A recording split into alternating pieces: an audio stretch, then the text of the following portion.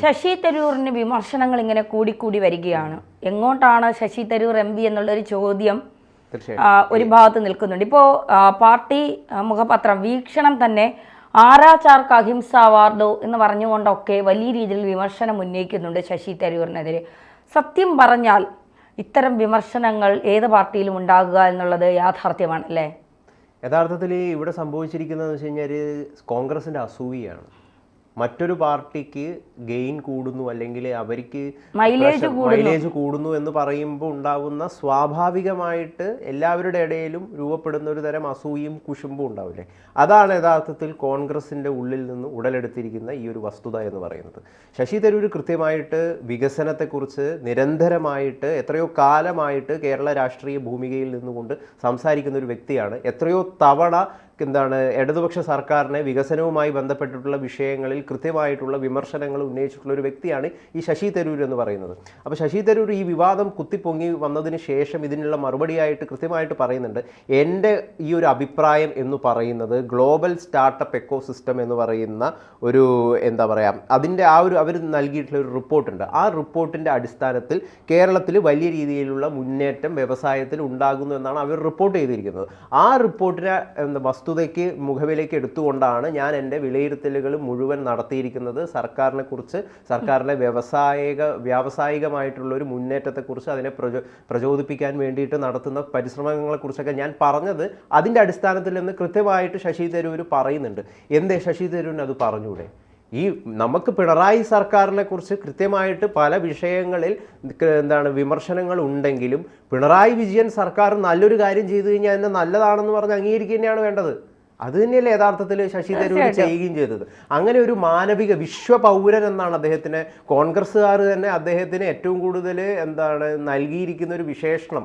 ആളുകൾക്കിടയിൽ ശ്രദ്ധേയരാക്കാൻ വേണ്ടിയിട്ട് വിശ്വപൗരൻ എന്നൊരു പേരാണ്. ആ വിശ്വപൗരന് ഉതകുന്ന തരത്തിലുള്ളൊരു പ്രതികരണമാണ് യഥാർത്ഥത്തിൽ ഇവിടെ ശശി തരൂർ നടത്തിയിട്ടുള്ളത്. അദ്ദേഹം ഒരു കറകളഞ്ഞ കോൺഗ്രസ്സുകാരനാണെന്നാണ് നമുക്ക് മനസ്സിലാക്കാൻ വേണ്ടിയിട്ട് സാധിക്കുന്നത്. കാരണം ഒരു കോൺഗ്രസ്സുകാരനാണ് യഥാർത്ഥത്തിൽ ഇത്തരത്തിലുള്ള പ്രതികരണം നടത്താൻ വേണ്ടി സാധിക്കുക.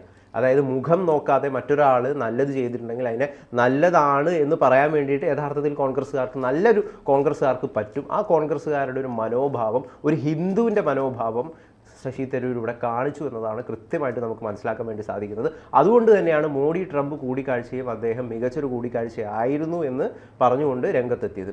അതിൽ കുരു പൊട്ടിയിട്ടും ഒന്നും യാതൊരു കാര്യവുമില്ല. അതിനെ അംഗീകരിക്കുക, നല്ലതിനെ കണ്ടു കഴിഞ്ഞാൽ നല്ലതിനെ അംഗീകരിക്കാനുള്ളൊരു മാനസികാവസ്ഥ നമ്മുടെ രാഷ്ട്രീയ ഭൂപടത്തിൽ ആളുകൾക്ക് ഉണ്ടാകുക എന്ന് പറയുന്ന ഒരു നല്ല കാര്യമാണ് വേണ്ടത്. അത് എത്രയോ കാലങ്ങളായിട്ട് കേരള രാഷ്ട്രീയത്തിൽ നിന്ന് ഇല്ലാതായിക്കൊണ്ടിരിക്കുകയാണ്. മാലിന്യവും അതോടൊപ്പം തന്നെ വെറുപ്പും മാത്രം പ്രചരിപ്പിക്കലാണ് രാഷ്ട്രീയത്തിൻ്റെ ഏക ലക്ഷ്യം എന്ന് പറയുന്ന ഒരു ദൗത്യമുണ്ടല്ലോ. ആ ദൗത്യമല്ല എൻ്റെ ദൗത്യം. നല്ലത് കണ്ടു കഴിഞ്ഞാൽ ഞാൻ നല്ലത് പറയും എന്നതാണ് എൻ്റെ രാഷ്ട്രീയം എന്നാണ് ഇതിലൂടെ ശശി തരൂർ യഥാർത്ഥത്തിൽ വ്യക്തമാക്കുന്നത്. അദ്ദേഹം ഏത് പാർട്ടിയാണെന്നൊക്കെ ചോദിക്കുന്നത് ശരിക്കും പറഞ്ഞു കഴിഞ്ഞാൽ അടിസ്ഥാന വിരുദ്ധമായിട്ടുള്ള ഒരു കാര്യമാണെന്നാണ് നമുക്ക് മനസ്സിലാക്കാൻ വേണ്ടി സാധിക്കുന്നത്. അദ്ദേഹത്തിന് പല രീതിയിലുള്ള അവമതിപ്പും അതോടൊപ്പം തന്നെ എതിർപ്പുകളൊക്കെ ഉണ്ടെങ്കിലും ഇതിനെ ആ രീതിയിൽ നിലവിൽ കാണേണ്ട ഒരു സാഹചര്യം ഇല്ല എന്നുള്ളതാണ് നമുക്കറിയാൻ വേണ്ടി കഴിയുന്നത്. ഇപ്പോൾ പിന്നെ കൃത്യമായ കാര്യം ഗൗതം അതിൽ പറഞ്ഞു പോയിട്ടുണ്ട്. ഇപ്പോൾ വീക്ഷണം അവരുടെ മുഖപത്രമാണല്ലോ. വീക്ഷണം പറയുന്നത് സർക്കാർ വിരുദ്ധ വികാരം ആളിപ്പടരുമ്പോൾ അതിന് ഊർജം പകരേണ്ടവർ തന്നെ അത് അണയ്ക്കാൻ വെള്ളം ഒഴിക്കരുത് എന്നാണ് വീക്ഷണത്തിൻ്റെ. അതായത് വീക്ഷണം പറയുന്നത്, അതായത് സർക്കാരിനെതിരെ ഒരു ഭരണവിരുദ്ധ വികാരം ഇവിടെ ഉണ്ട്, അത് ആളെ കത്തിച്ചാൽ അടുത്ത തവണ നമുക്ക് അധികാരത്തിലേറാൻ കഴിയൂ. അത് കോൺഗ്രസിനകത്തു നിന്നുള്ള ഒരാൾ തന്നെ അതിനെ വെള്ളം ഒഴിച്ച് കെടുത്താൻ ശ്രമിക്കരുത്. LDF സർക്കാരിനെതിരെ പൊരുതുന്ന കോൺഗ്രസിനെ മുണ്ടിൽ പിടിച്ച് പുറകോട്ട് വലിക്കുന്ന രീതി ആത്മഹത്യാപരമാണ്. ട്രംപുമായി കൂടിക്കാഴ്ച നടത്തിയ മോദിയെ പ്രശംസിച്ചതിനെയും വീക്ഷണം നിശ്ചിതമായി വിമർശിക്കുന്നുണ്ട്. ആയിരക്കണക്കിന് പ്രാദേശിക പ്രവർത്തകരുടെ അധ്വാനത്തിൻ്റെ വിളവെടുപ്പാണ് തദ്ദേശ തിരഞ്ഞെടുപ്പ്. എല്ലാ സാഹചര്യങ്ങളും LDFന് പ്രതികൂലമായിട്ടും UDFന് വിജയിക്കാൻ സാധിക്കുന്നില്ല എങ്കിൽ അത് വലിയൊരു തിരിച്ചടിയായിരിക്കുമെന്നാണ് മുഖപ്രസംഗത്തിൽ പറയുന്നത്. ആരാചാർക്ക് അഹിംസ അവാർഡോ എന്ന് തലക്കെട്ടോടെയാണ് മുഖപ്രസംഗം എഴുതിയിരിക്കുന്നത്. വ്യവസായങ്ങളെ വെള്ളപുതച്ചവർക്ക് ശുദ്ധിപത്രം നൽകുന്ന ആരാചാർക്ക് അഹിംസ അവാർഡ് നൽകുന്നത് പോലെയാണ് എന്ന് ലേഖനം വിമർശിക്കുന്നത്. കേരളത്തെ വ്യവസായങ്ങളുടെ ശവപ്പറമ്പാക്കി മാറ്റിയത് CPM ആണ് എന്ന വിമർശനവുമുണ്ട്. അതിനിടെ CPM മുഖപത്രം ദേശാഭിമാനിയും CPM മുഖപത്രം ജനയുഗവും തരൂറിനെ പിന്തുണച്ച് രംഗത്തെത്തിയിട്ടുണ്ട്. നമുക്കിവിടെ വേറൊരു കാര്യം CPM-നോടും ദേശാഭിമാനിയോടും ചോദിക്കാനുണ്ട്. ശശി തരൂർ മോദിയെ കണ്ട കൂടിക്കാഴ്ച, മോദിയും ട്രംപും നടത്തിയ കൂടിക്കാഴ്ച വളരെ മികച്ചതായിരുന്നു എന്നാണല്ലോ ശശി തരൂരിന്റെ അഭിപ്രായം. ദേശാഭിമാനിക്ക് എന്താ ഇതിൽ അഭിപ്രായം? ദേശാഭിമാനിക്ക് അതിൽ അഭിപ്രായം വരുമോ? ദേശാഭിമാനിക്ക് ചില കാര്യങ്ങളിൽ നേരം വെളുത്തിട്ടില്ല എന്നുള്ളതാണ്. അപ്പോൾ നമ്മുടെ തിരുവനന്തപുരത്തെ വിജയനാഥ് സാറ് ഈ ദേശാഭിമാനി ബന്ധപ്പെട്ടൊരു വാർത്ത ചെയ്ത സമയത്ത് പറഞ്ഞതാണ്, നേരം പുലരുമ്പോൾ ദേശാഭിമാനി വായിക്കണം. അതെന്തിനാണ് നമ്മൾ വായിക്കേണ്ടത്? ലോകത്ത് നടക്കുന്ന കള്ളത്തരങ്ങൾ എന്തൊക്കെയാണ് എന്നുള്ളതല്ല, ഒരാൾക്ക് എങ്ങനെ കള്ളങ്ങൾ ചെയ്യാം, എങ്ങനെ കള്ളങ്ങൾ പറയാം, സത്യസന്ധമായി എങ്ങനെ കള്ളങ്ങൾ പറയാമെന്ന് കൃത്യമായി നമ്മളെ പഠിപ്പിക്കുന്ന ഒരു പേപ്പറാണ് ദേശാഭിമാനി. ദേശാഭിമാനി എപ്പോഴെങ്കിലും സത്യം എഴുതി നമ്മൾ കണ്ടിട്ടുണ്ടോ? സർക്കാർ എല്ലാ മുഖപത്രങ്ങളും, ഇപ്പോൾ ജന്മഭൂമി മോദിക്കെതിരായി സംസാരിക്കുമോ എന്ന് ചോദിച്ചാൽ ഇല്ല. ജന്മഭൂമി എന്ന പത്രം BJPക്ക് അനുകൂലമായി മാത്രമേ വാർത്തകൾ ചെയ്യൂ, സംസാരിക്കുള്ളൂ. വീക്ഷണം ഇപ്പോൾ പിന്നെ കോൺഗ്രസിന് അനുകൂലമായി സംസാരിക്കും. ഇപ്പോൾ തരൂരിനെ വിമർശിക്കുന്നത് എന്തുകൊണ്ടാണ്? തരൂർ പിണറായിയും മോദിയും പൊഴ്ത്തിയത് കൊണ്ടാണ് തരൂരിനെ വിമർശിക്കുന്നത്. ദേശാഭിമാനിയും അങ്ങനെ തന്നെയാണ്. ഇവിടെ നവകേരള യാത്രയുമായി ബന്ധപ്പെട്ട് വിവാദങ്ങൾ ഉണ്ടായപ്പോൾ ഒരു വാർത്ത പോലും അതിനെതിരെ കൊടുക്കാൻ ദേശാഭിമാനി തയ്യാറായാൽ അതിൻ്റെ അകത്തുള്ള ആളുകളുടെ ജോലി തെറിക്കുമെന്നുള്ളതാണ്. അതാണ്. അതുകൊണ്ട് നമ്മൾ അതിനെ അങ്ങനെ പറഞ്ഞിട്ട് കാര്യമില്ല.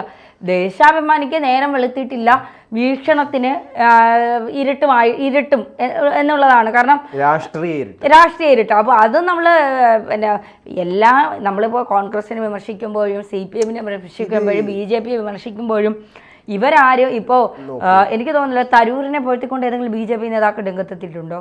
തരൂരിനെ പൂത്തിക്കൊണ്ട് BJP അണികൾ ഭയങ്കരമായിട്ട് രംഗത്ത് വന്നിട്ടുണ്ട്. അത് ഒരാളെ അവർക്ക് കിട്ടിയാൽ വിളിക്കില്ലല്ലോ. മോദി ട്രംപ് കൂടിക്കാഴ്ചയിൽ അതായത് ഈ രാഷ്ട്രീയം എന്ന് പറയുന്നത് വെറുപ്പ് ഉൽപാദന ഫാക്ടറി മാത്രമാണ്, മനസ്സിൽ നിന്ന് വെറുപ്പ് മാത്രമേ വരാൻ പാടുള്ളൂ എന്ന് പറയുന്ന ഒരു മെസ്സേജ് നിരന്തരമായിട്ട് ആളുകളുടെ ഒരു മനസ്സിലുണ്ട്. അതിനെ ഒന്ന് മയപ്പെടുത്തുന്ന ഒരു നിലപാടാണ് യഥാർത്ഥത്തിൽ ശശി തരൂർ സ്വീകരിച്ചിരിക്കുന്നത്. ഇതര പാർട്ടിയിൽ ഒരാൾ നല്ലത് ചെയ്തു കഴിഞ്ഞാൽ അതിനെ കൈയടിക്കാം, അത് ചെയ്യുന്നതിൽ എന്താണ് കുഴപ്പം എന്നല്ലേ ശശി തരൂർ പറയാതെ പറയുന്നത്. തീർച്ചയായിട്ടും അങ്ങനെ തന്നെയാണ്. ഇതിപ്പോൾ സന്ദീപ് വാര്യർ പറഞ്ഞതുപോലെ ഇദ്ദേഹം നിൽക്കുന്നത് കോൺഗ്രസിൽ നിൽക്കുന്നത് സ്നേഹത്തിന്റെ കടയിലാണ്.